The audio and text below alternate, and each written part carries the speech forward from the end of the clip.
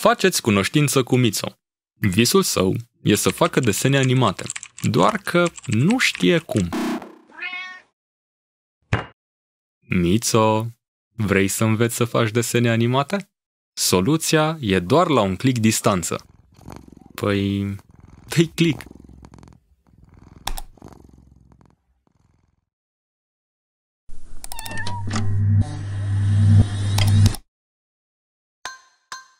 Bine ați venit la cursul nostru de animație 2D.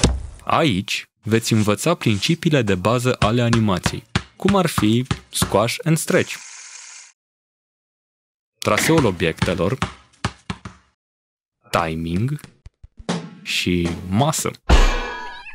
Vom mai învăța și despre anticipație și rotație.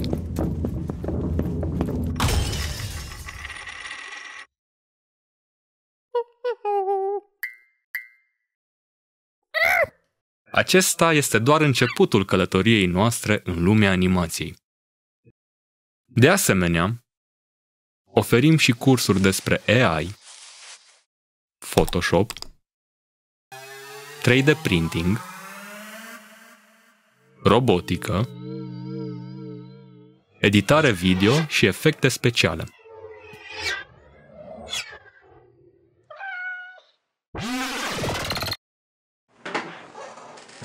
Ce spui, Mițo? Ești pregătit să începi cursurile noastre? Perfect! Tot ce trebuie să faci e să te înscrii pe revoschool.ro, iar noi te vom ajuta să-ți transformi pasiunea în realitate.